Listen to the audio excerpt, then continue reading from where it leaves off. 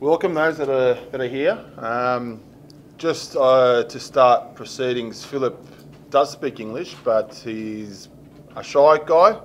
He's not used to this kind of thing either. So, in terms of your questions, go easy on him. All right, we're trying to settle him in as well. But yeah, if he feels as though, or I might butt in, which I don't normally like to do, just understand why.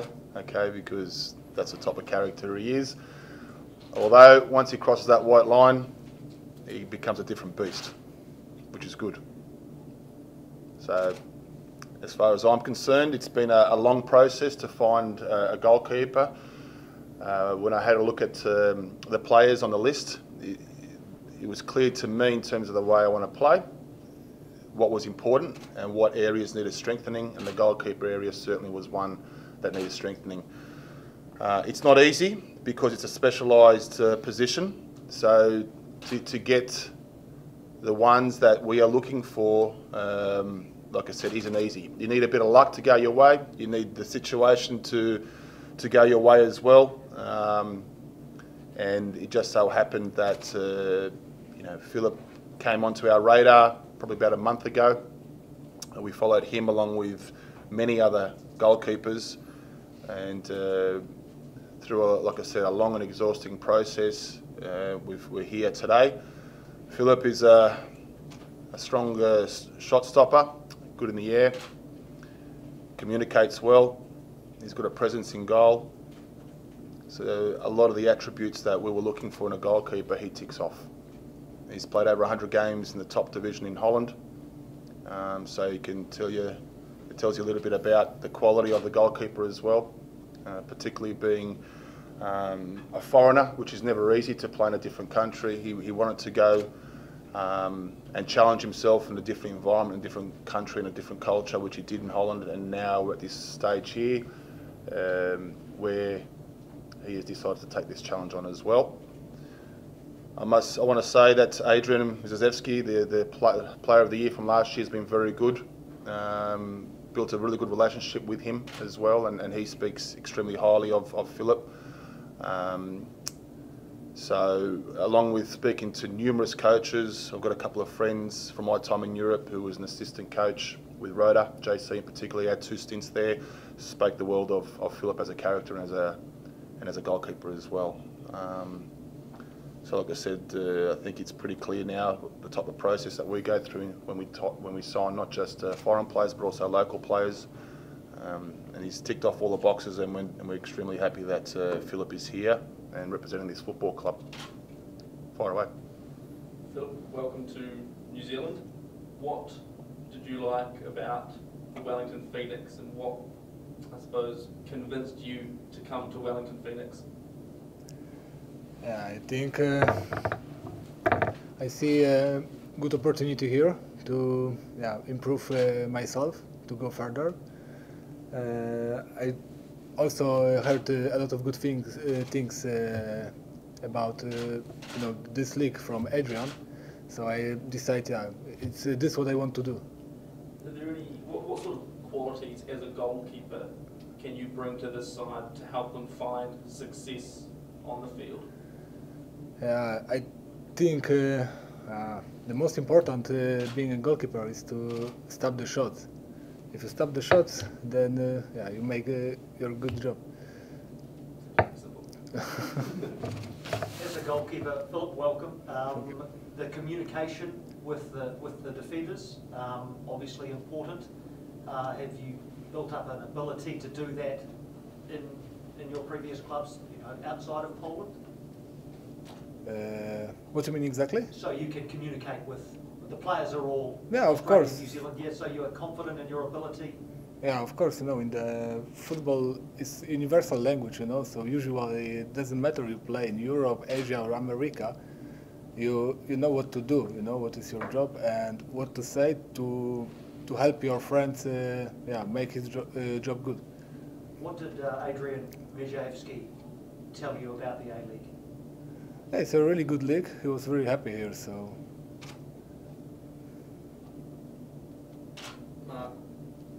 When you came down when you assessed the qualities that you were looking for in a goalkeeper, was it pretty clear cut that Filip was your man? Yeah, he was. I mean, like I said, we went through Goffey. How many? Over 30 probably. Yeah, 30, but probably more than that. But a lot of them get thrown away by the wayside because they don't tick off certain criteria. But you know, we would put it down to about 30 decent ones that we highlighted, and then we started a long process. And I must say, Goffey has worked extremely hard in getting contacts, not just with Filip, but together we spoke to a lot of people about a lot of things, and it's just not about what they do on the park and game day, which is where we are assessed most of all, but also training, the day-to-day living, how they carry themselves, what they're like as people as well. And Filip's got a real strong desire to win and challenge himself. So you look at shot stopping, you look at crosses, coming out for crosses, you look at the way they communicate, playing with the ball. I know that's in today's day and age is the in thing, right? It really isn't for me one of the highest priorities, I will say that. Okay, for me, as Filip mentioned, keepers wear gloves for a reason. So their job is to stop the ball getting to the back of the net. I know it sounds simple, but that's basically his job. I'd rather someone who does that extremely well rather than having that extra sweeper, so to speak. Okay, so not to say that wasn't an area to identify, but it certainly wasn't one of the high ones as far as I'm concerned. Okay, I'm pretty simple in the way I like our back four or back six to work, including the goalkeeper, and that's probably high on the agenda, is being able to stop goals, come out for crosses, be a good communicator, have a strong presence between the sticks as well. And he certainly ticks all those boxes. Not to say that he can't kick, he can pass the ball around as well. But I concentrate on my outfielders more than this guy, that Goffey, try and improve those skills if he needs improving. Having brought a genuine number one to the club, what are you hoping to see from Ollie Sale and Keegan Smith now? I want to see, first of all, a strong attitude, and I was very clear when I spoke to Goffey about where we were, and I was very clear to you, Piney, as well, when I spoke about the two goalkeepers. They're young, they're not at that level that I expect them to be, not yet anyway, so I expect their attitude to be one of taking this challenge front on, not putting their head down. They're going to get a lot of support from the coaching staff, that's for sure. Like I said, they've got a lot of time in their hands. The keeper position's a very specialised one. And you can talk about experience, but certainly they'll find their own feet in the game at the right time. But I expect, like I said, them to push and challenge Filip, and I'm sure that he wants to be pushed and challenged as well. There's nothing worse than having a team without being challenged, whether that's the goalkeeper or that's the outfielders, and we're certainly building towards having competition in each position. And you'll see over the next couple of weeks there'll be more signings to come. We've already agreed with a few others, but in time we'll let you guys know who they are. And you might hear a few things. There's a couple of snipers out there who think they know what's going on, but you'll be we'll see what the outcome is. But that's what I expect from the goalkeepers, Tiny. There's no different. I want to create an environment where all the players are challenged and uncomfortable, and I've said that before as well. Not just the players, but also the coaching staff and myself. And if we're going to be uncomfortable, we're going to have to get challenged as well in everything that we do. There's nothing worse than watching the two keepers not putting pressure on Filip.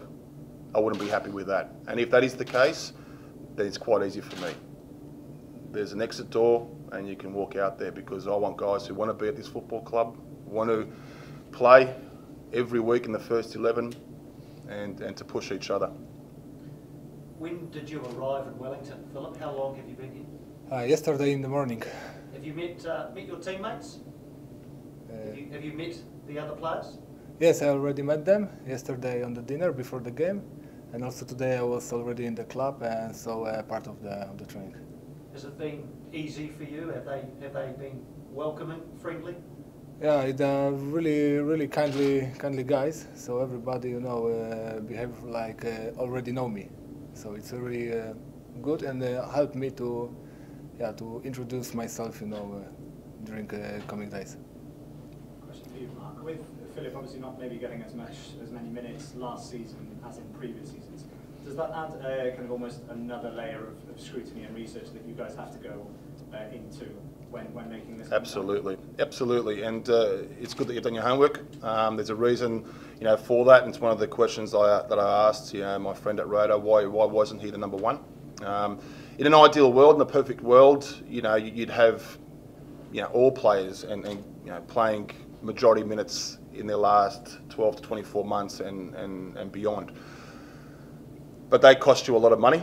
And they're also very hard to get, and they're also contracted players. So you need a few things to go your way, and then having heard the reasons why, it made it a little bit easier. He never gave in. He had an injury, which allowed somebody else to come in, and it just so happened that that's the way they decided to go for the rest of the season. That's football. That's what happens. But like I said, prior to that, to be a number one in Holland, at a few different clubs, tells you a little bit about his quality, and I guess that's why we're able to get him as well.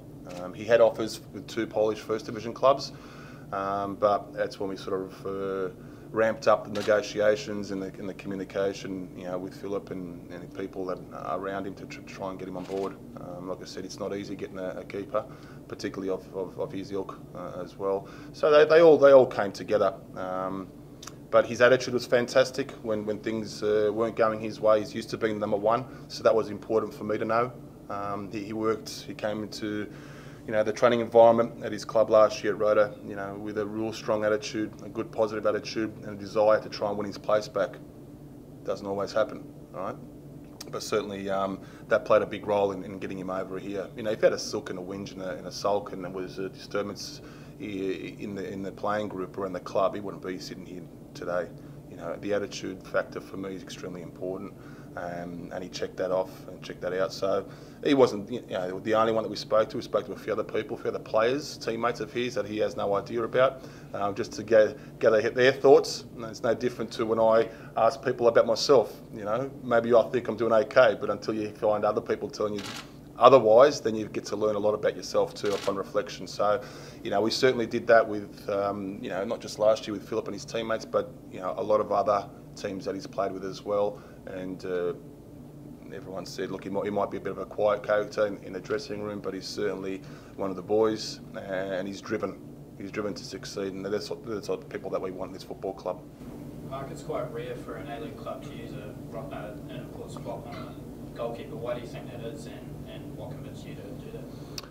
Well, quite clearly, when I had a look at the playing roster, I saw Keegan and Ollie there, and I made it quite clear. They're good young goalkeepers, but they're not up to A-League standard. And in terms of what my expectations are, the first thing was to try and have a look around the A-League. And I spoke to contracted players, upon permission, of course, because there just aren't that many around, and the good ones are signed up. But so you look at the number twos, and there are some number twos that have won championships before, so they understand what it takes to win, and what it means to win, and the challenge, right, and the processes. But like I said, it's always difficult to go, and that's about 5 weeks ago now that process started. So, that's where we started, to look around there. I mean, if these are the best 2 keepers in New Zealand, let's say, with Ollie and Keegan, it just didn't stand up as far as I was concerned. Not the first time a foreign keeper has come, obviously, to the A-League, but to try and find one that knows the league, that it's an Aussie or a New Zealand, that's not easy. We did speak and try to get in touch with Marinovic, who's a Kiwi keeper over in the US as well, contracted. Gleeson contracted. We went through a process. We looked at the Kiwi boys first. We went to the Australian boys as well. No disrespect to Filip, but I'm answering your question in terms of the process. I'm quite open with the process as well. Then we started heading overseas through a lot of our contacts. Went to England, and it's ridiculous money that some of these keepers are getting, even in League One, right? And again, we've got a salary cap here, unlike the others, so we had to be very smart in trying to put the pieces together. And here we are. right now. I mean, it's a specialised position, very important as far as I'm concerned. You know, I told you about the backbone, yeah, and the spine of this team that I want to strengthen, and it's exactly the areas that we're looking at strengthening. I think when you've got a solid keeper in the last couple of years, this club has conceded many goals.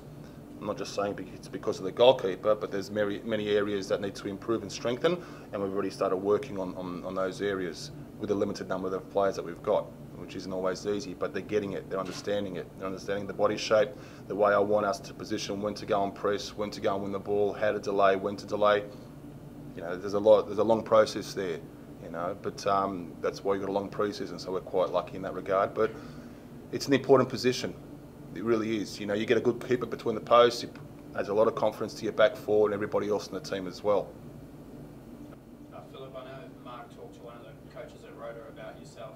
Did you also talk to the coach about Mark and what the club might be like? I hope not, because we were playing back then. It was a different time. Oh, no, not with this coach. I only heard from Adrian that he's a good coach and good specialist. You know.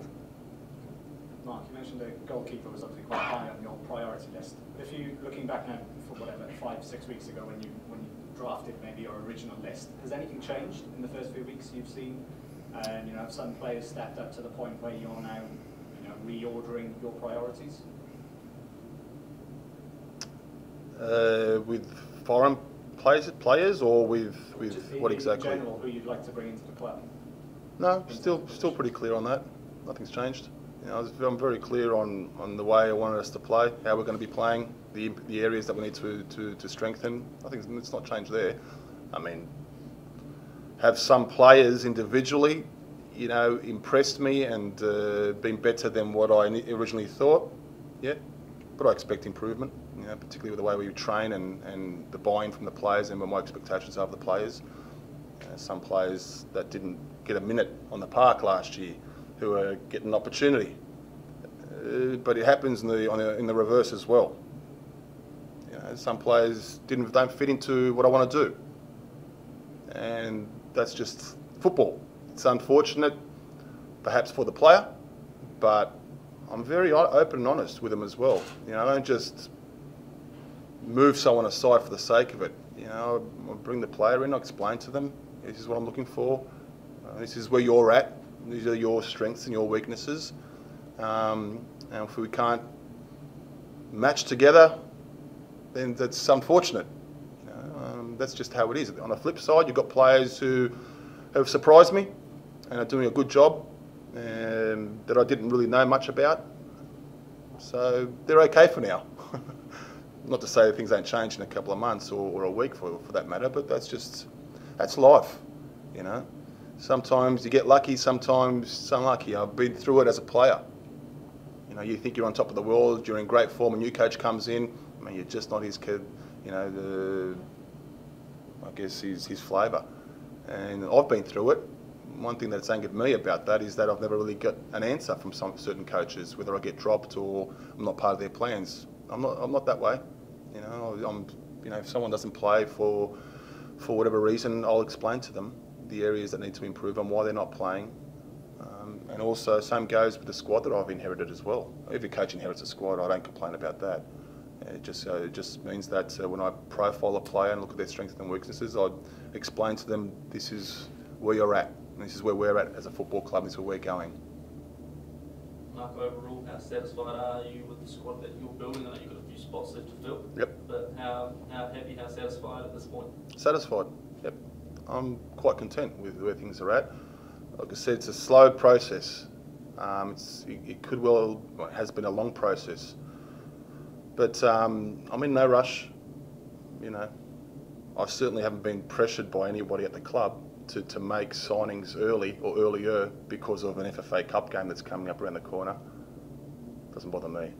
Like I keep saying to everybody, it's a bigger picture. You know, if you want to concentrate and have short-sightedness or, you know, focus on the tomorrow or in a couple of weeks' time, then you're doing it the wrong way. For me, you know, it's the long term. You know, where I see this football club come March, April. And it takes a bit of time to build. and we've got the time to build that. So in one way, I'm in a fortunate position that no one's really put any kind of pressure on me to make sure that we fill a certain amount of spots. Sean does say we need an X amount before the FFA Cup game. We'll get there, Sean. Don't worry, mate. It's all good. But no, it's the bigger picture, man. And I keep saying that all the time. You know, people can write and say what they want. When I put out a team against Bentley Greens, it doesn't bother me. You know, we've got a 10-day trip to the Gold Coast where we're doing a lot of work, technically and tactically in particular, where the players will understand a lot more about what we're about. And I'm not focused too much on that game. Win, lose or draw, the most important thing is that the players are responding to the way that we want to play. If I see that, then that for me is the most important thing. Barring injuries as well is another important thing too. Some players aren't up to the level to play 90 minutes. So there'll be surprises there, what you guys might think are surprises, not to us. And because we've got to load the players in a smart way, knowing that the bigger prize is the A-League. That's where we need to get right. You know, everyone's at different levels right now, individually and collectively. We're still getting new players in as well who aren't at the level that we expect them to be from a physical and mental point of view, understanding the technical side of what we want to do and achieve as well. So it doesn't bother me what happens, I'll be honest with you, with that game. Yeah, obviously want to do well, but more important for me are the processes that we're working on during training coming to life in the game.